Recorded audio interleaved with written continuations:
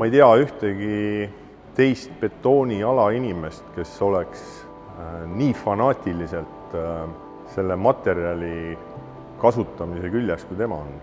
Peebu hüüdnimi on Betooni Peep, muide.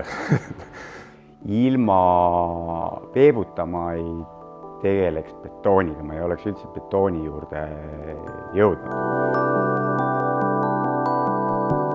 10 aasta jooksul, mis ma Peebuga olen koos teinud, võin öelda, et ei ole nagu suuri prohmakaid olnud. Ma olen nagu vanajumala selja taga olnud, et Peep on alati õigel ajal tulnud ja ütelnud, et lase sinna võib-olla paar kruvi juurde või mõni kaldtugi või mis iganes.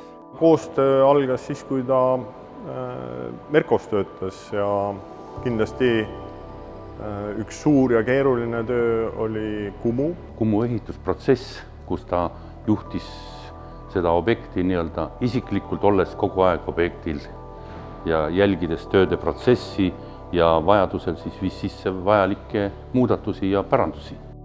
Siis järgmine objekt, kus tõesti jälle selline meeldejääv oli siis Swiss hotelli kompleks ehk see madalam osa pluss siis elamu osa.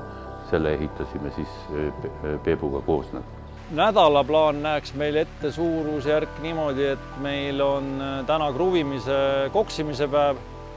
Homme siis teisipäev, kolmapäev, neljapäev meil on kraana, millega me üritame saada kõik väliskilbid lahti ja äkki siis nädala lõpuks õnnestub tekitada paar silindrit, mis on siis täitsa puhtad ja Lukas saab oma helikatsetuse ära teha, eks ole.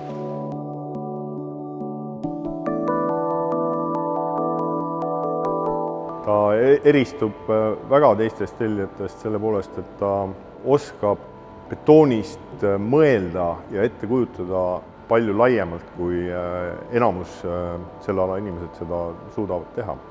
Tulihingeline betoonimees, et ta on alati nõus selle materjali proovile panema. Temas peitub ikka tõelise betoonimehe hing.